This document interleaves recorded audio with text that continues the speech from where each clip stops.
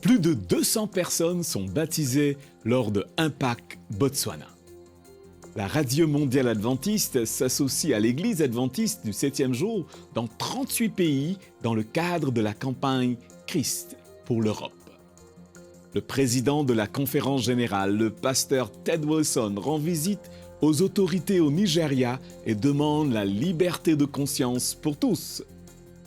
Dans le pays d'Afrique de l'Ouest, plus de 300 000 adventistes se réunissent dans près de 3000 églises. Ces histoires et d'autres nouvelles pleines d'espoir, maintenant sur ANN.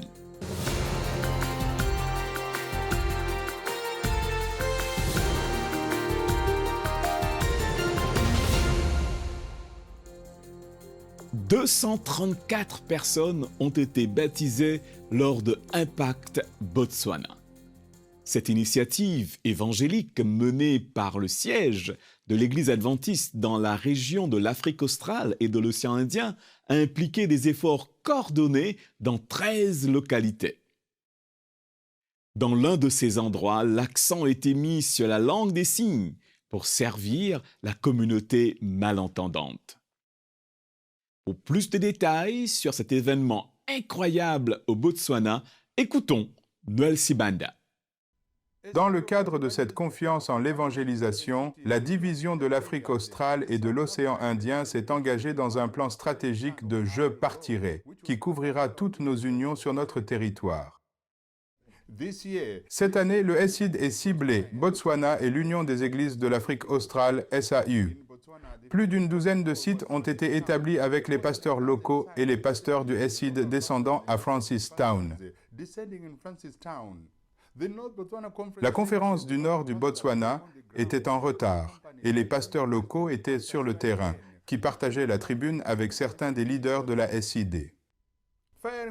Tirant sur tous les cylindres, les réunions évangéliques ont attiré un large public et sœur Margaret Mulambo, accompagnée de Douglas Mapeta et Gerald Hara, où ils ont commencé à repousser les limites en utilisant la langue des signes. C'est une prise de conscience importante pour vous d'aimer tout le monde, compris? Aucune discrimination, aucun regard méprisant envers eux. Et toi, tu es?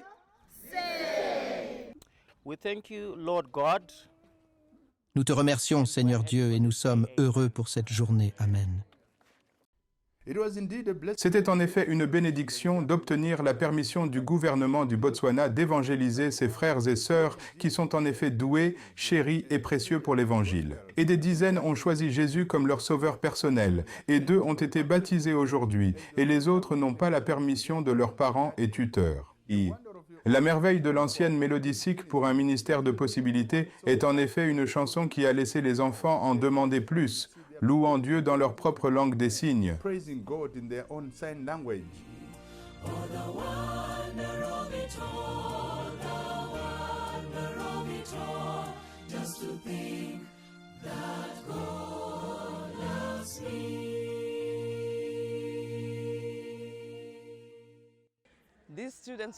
Ces étudiants, nous avons été avec eux ces 2 dernières semaines et cela a été merveilleux d'être avec eux. Ils apprenaient à propos de Jésus, de la Bible, du chant. Nous louons Dieu d'avoir été avec eux. Eh bien, j'ai beaucoup apprécié les programmes de l'Église qui se sont unis à nous. Et je remercie vraiment Dieu. Et j'en voudrais plus. Et nous, les sourds, étions si heureux. Et j'ai prêché pour la première fois et nous sommes heureux. C'est le ministère dont le temps est venu. C'est vraiment merveilleux, mon frère, parce que la plupart du temps, nous ne nous attendons pas à ce qu'ils fassent tout cela. Nous sommes excités. Nous pouvons voir que nous sommes tous en pleurs. Le point culminant de ces 2 semaines de réunion évangélique a abouti dans la grande banlieue. Cela a été assisté par tous les membres de l'Église et les visiteurs qui ont assisté aux réunions évangéliques. En prenant leur vœu de baptême, les nouvelles religieuses étaient tellement excitées de faire partie intégrante de l'Église adventiste du 7e jour. Au total, il y avait 234 frères et sœurs qui ont été baptisés lors de l'impact de Botswana à Francistown. Et cette vieille dame a dit que c'était vraiment une joie pour elle d'accepter Jésus comme son sauveur personnel. Aujourd'hui, je suis tellement heureux d'avoir reçu Jésus comme mon sauveur. Quant aux dirigeants, Ils étaient très heureux de cette grande récolte, un signe que l'Église grandit effectivement au Botswana. Les membres sont impliqués dans une mission et nous pouvons voir la récolte après une campagne de 2 semaines sur le thème « Christ, notre espérance ». Je suis submergé d'une grande joie et d'allégresse face à ce qui se passe ici. Les jeunes, même les adultes, disent oui à Jésus et il vient très bientôt. Alléluia. Après le baptême, beaucoup ont reçu leur certificat VOP et nos frères et sœurs du ministère de la Possibilité ont également reçu les diplômes en langue des signes, un signe que l'Église est effectivement sérieuse lorsqu'il s'agit d'accueillir nos amis. Dans le cadre de l'accompagnement et de l'équipement des nouveaux membres baptisés, ils ont tous reçu la formation, la pêche, l'homme, l'enfant, y compris les Bibles, pour continuer à en apprendre davantage sur Jésus. Le prochain Impact Botswana se tiendra au Cameroun, dans la capitale, le mois prochain. Nous ne pouvons qu'espérer une meilleure récolte au Cameroun. Pour le réseau de Nouvelles Adventistes, c'est Noël Sibanda qui rapporte de Francistown au Botswana. Le gala annuel organisé à l'université adventiste Southern à Chattanooga, aux États-Unis, permet de générer avec succès 130 000 $ de financement pour des bourses d'études destinées à soutenir les étudiants de première génération à l'université. L'événement traditionnel a proposé de nombreuses attractions. Les moments mémorables de A Taste of Southern comprenaient des divertissements culturels, une vente aux enchères en ligne, un spectacle d'acrobatie et de la musique de qualité.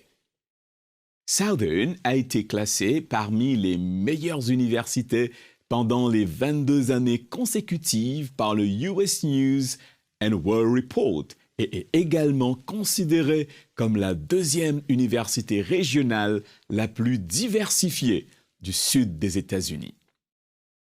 Les invités ont pu assister à une performance en direct, en plein air de l'équipe acrobatique Jim Masters de l'université, ainsi qu'à des performances de l'orchestre symphonique de Southern et du célèbre ténor invité pour l'occasion David Phelps. Depuis le début de l'année, une mobilisation importante de l'Église adventiste s'est opérée dans toute l'Europe. La Radio mondiale adventiste, en partenariat avec les membres, sont unis dans la campagne « Christ pour l'Europe ». Les initiatives se déroulent dans plus de 1500 lieux dans 38 pays du continent. Les détails de ce marathon évangélique historique peuvent être découverts maintenant dans le premier des 4 rapports. Ensemble, découvrons le pouvoir transformateur de Dieu en Europe. Bonjour, je m'appelle Camille Othman et voici AVR 360. Suivez-nous à Prague, capitale de la République tchèque, où la place de la vieille ville abrite la statue du réformateur John Hus, martyr de la foi protestante. Cet emplacement revêt une immense signification pour nous, en tant que chrétiens de la Réforme protestante.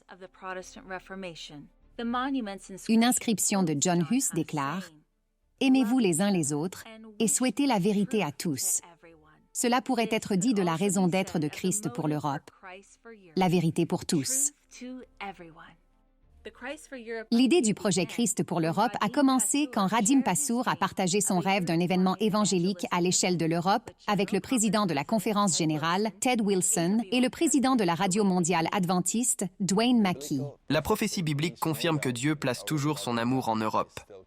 L'évangélisation dans ce continent revêt une importance cruciale, tant pour le salut de nombreux individus que pour la compréhension de notre époque et la révélation de la nature divine. Louons Dieu pour les dirigeants qui montrent l'exemple. Le pasteur Wilson prêche une série de réunions par an. L'Église, du reste, a besoin d'un dirigeant orienté vers l'évangélisation.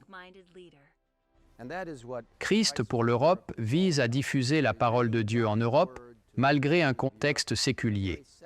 Nous sommes témoins d'un grand nombre de personnes attirées par la puissance transformative de Christ, choisissant le baptême et souhaitant faire partie du peuple de Dieu dans les derniers jours, caractérisé par l'observance des commandements de Dieu et la foi en Jésus-Christ.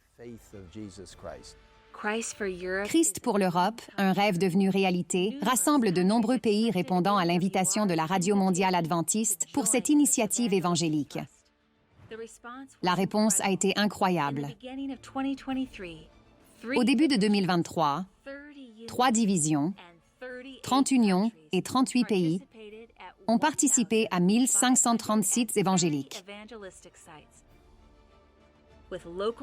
Avec des locuteurs locaux ainsi que 146 conférenciers invités venant du monde entier, ces réunions ont rassemblé tout le monde, se tenant la main pour prêcher là où beaucoup considèrent comme impossible à atteindre.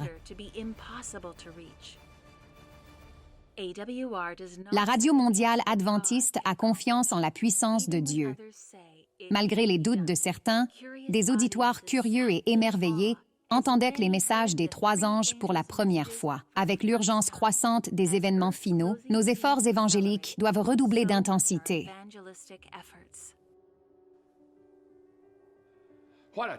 Quelle chance de vivre cela. Jésus a dit « Allez dans le monde entier et prêcher, enseigner et baptiser ». Avec Christ pour l'Europe, c'est exactement ce que nous faisons. Des dynamiques intéressantes sont en cours. Dans mon pays, en Amérique et partout dans une partie du monde occidental, des églises font partie du club de l'impossible. Nous avons vu cela en Europe aussi. En Russie, le club de l'impossible, il existe. Après avoir prêché et baptisé lors de Christ pour l'Europe, tout a changé. Nous avons maintenant le club, faisons-le encore une fois. En Espagne, plus de 40 églises étaient membres du club de l'impossible. Eddie Canals, mon assistant, a discuté avec les pasteurs hispanophones en Amérique du Nord. Ils ont organisé une réunion Zoom avec les pasteurs en Espagne, ont tenu des rencontres, baptisé de nombreuses personnes, devenant ainsi membres du club. Faisons-le encore une fois, c'est tout simplement incroyable. Quelle opportunité extraordinaire de vivre cela. La Radio mondiale adventiste a mis en place des sites de formation à travers l'Europe.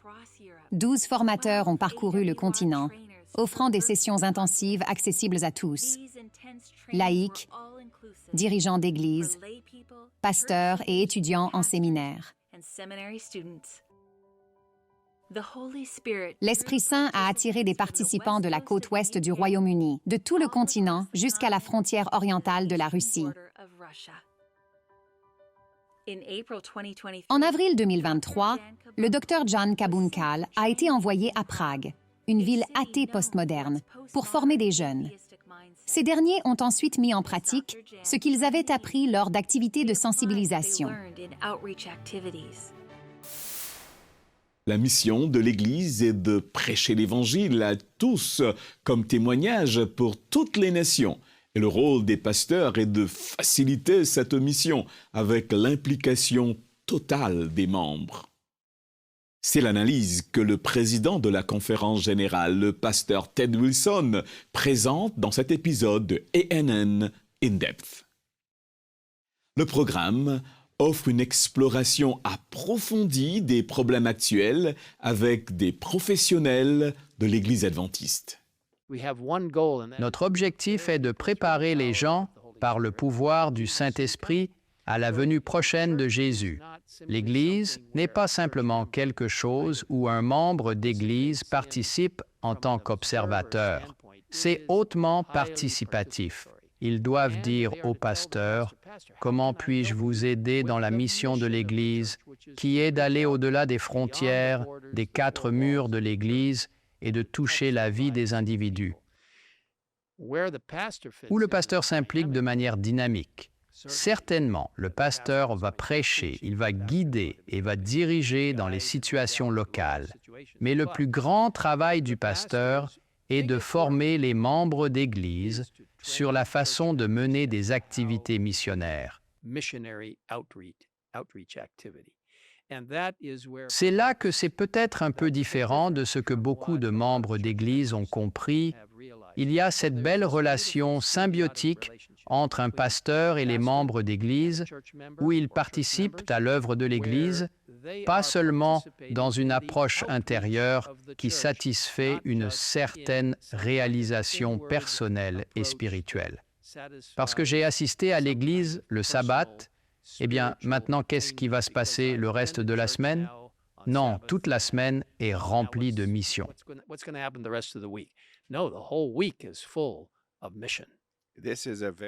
Si analysons tout ça, il y a beaucoup à analyser. Un jeune bénévole de la mission Caleb au Brésil surmonte une grave dépression grâce à son implication dans l'évangélisation et un projet d'aide sociale. Guilherme a quitté la maison avec l'intention d'aider les autres, mais a été surpris par l'impact que le projet a eu sur sa vie personnelle. Le projet Mission Caleb est un appel aux jeunes à vivre une expérience missionnaire. C'est un programme volontaire qui lance aux jeunes adventistes le défi de consacrer leurs vacances à l'évangélisation dans des régions où il n'y a pas de présence adventiste, dans le but de renforcer les petites congrégations et de gagner de nouvelles âmes pour le royaume de Dieu. Ça a attiré beaucoup mon attention. J'avais déjà pris la décision de me faire baptiser, mais quand la mission Caleb est apparue, j'ai dit « Je veux plus qu'un baptême, je veux faire quelque chose ».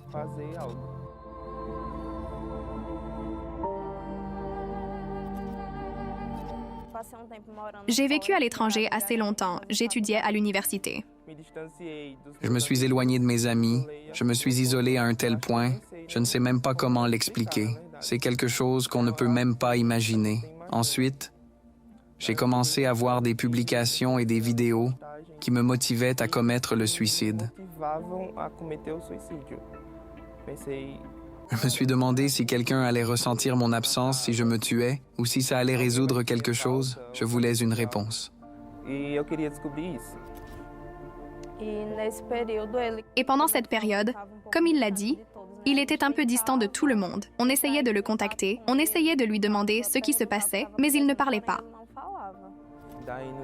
Le 17 juillet, en rentrant chez moi après une répétition, j'ai pris tous les comprimés que j'avais à la maison et je les ai avalés. Il y en avait 48. Je n'ai rien dit à personne. J'ai juste envoyé un message à ma cousine pour lui dire au revoir. Je pense qu'elle a compris le contexte car elle voyait déjà comment j'allais. Elle a appelé mon frère qui ne vit pas avec nous. Il est venu chez moi, j'étais sur le canapé. Ils ont vu des plaquettes de comprimés sur l'étagère et un miroir. Parce qu'au moment où j'ai fait ça, je sentais que ce n'était pas vraiment moi. C'est comme s'il y avait une autre partie de moi qui avait fait ça, et je n'étais que spectateur. Au point que j'ai pris le miroir pour voir si c'était vraiment moi. J'étais très triste de ce qui s'était passé, et encore plus de ne pas être près de lui. Ensuite, ils ont appelé une sœur de l'église qui s'est occupée de moi depuis mon enfance. Elle m'a emmené à l'hôpital. Je pensais que si j'étais arrivé à ce stade, ce n'était pas à cause de moi ou de ma famille, mais c'était parce que Dieu n'était vraiment pas avec moi tout ce temps.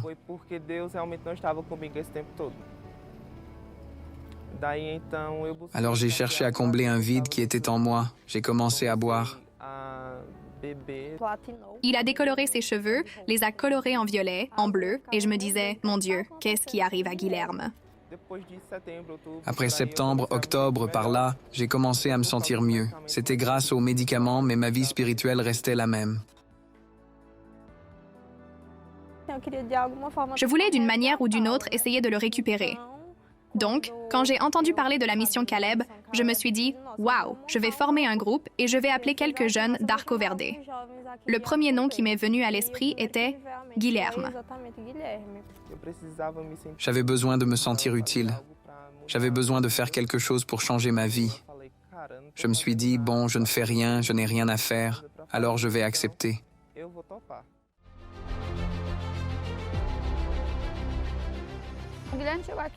Guilherme est arrivé ici et nous avons commencé à nous rapprocher en discutant. Et dès la première semaine, j'ai commencé à remarquer une différence chez Guilherme. La mission Caleb a changé ma vie parce que le Christ s'est manifesté. Tu comprends? Il m'a montré un but, ce que je devais faire, et surtout il m'a montré qu'il m'aime de façon inconditionnelle.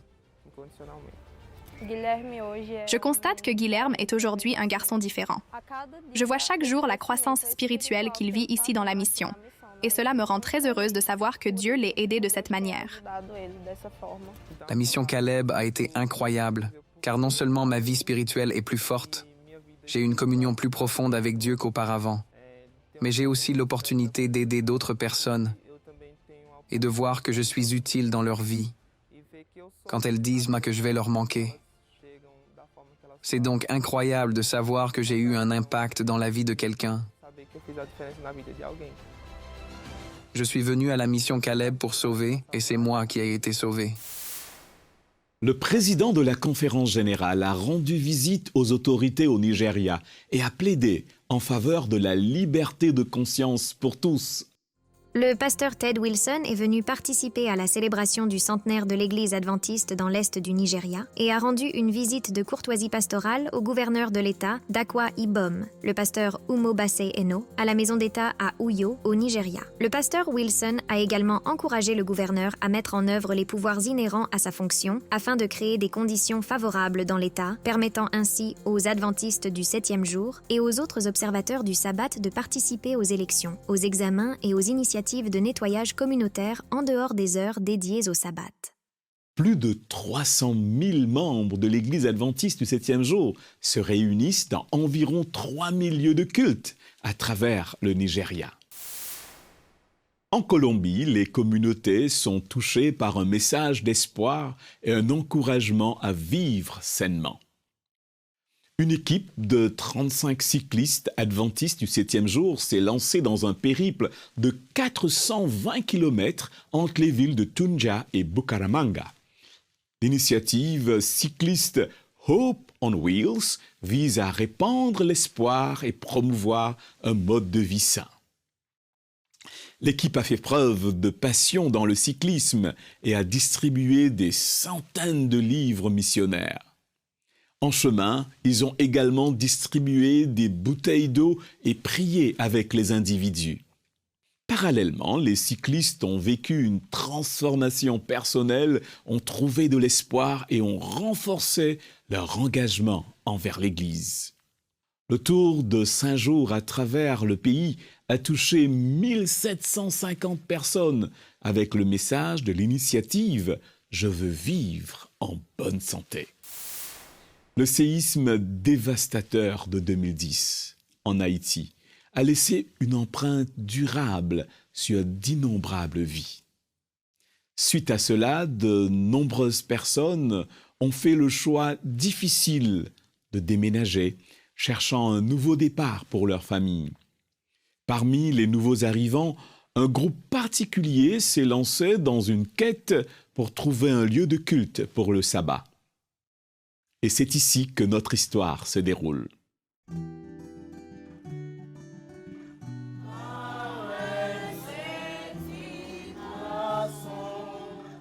La plupart des membres de ce groupe sont arrivés au Chili après le violent tremblement de terre qui a frappé Haïti en janvier 2010. Certains ont tout perdu et ont décidé de quitter le pays à la recherche d'une vie meilleure. L'un d'entre eux se prénomme Viller. Il est membre actif de ce groupe et aussi le premier haïtien de ce groupe arrivé à Santiago. Cette congrégation a vu le jour lorsque Viller et d'autres immigrants haïtiens cherchaient un lieu de culte pour le sabbat. Ils ont trouvé une église adventiste au nord de Santiago et le groupe s'est multiplié. Ce groupe s'est tellement développé que l'église a vu l'opportunité d'implanter une nouvelle congrégation. Aujourd'hui, une 50aine d'Haïtiens se réunissent chaque sabbat dans ce modeste espace.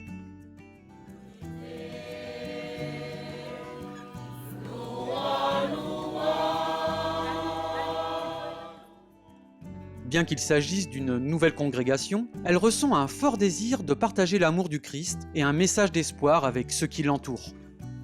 Cette bâche est la seule façon de les protéger du soleil et des autres événements naturels et climatiques.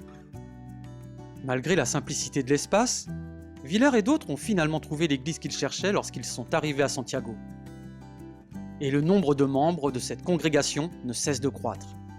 Ils espèrent agrandir leurs locaux pour répondre aux besoins de la congrégation.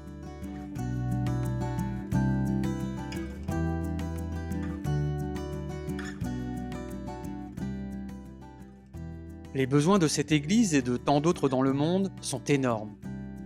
Merci de prier pour ce groupe de fidèles afin qu'ils soient une lumière brillante dans leur ville.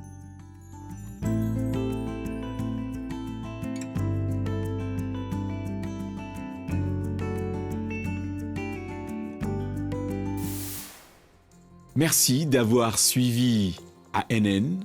Rejoignez-nous la semaine prochaine pour plus de nouvelles du siège de l'Église adventiste du 7e jour.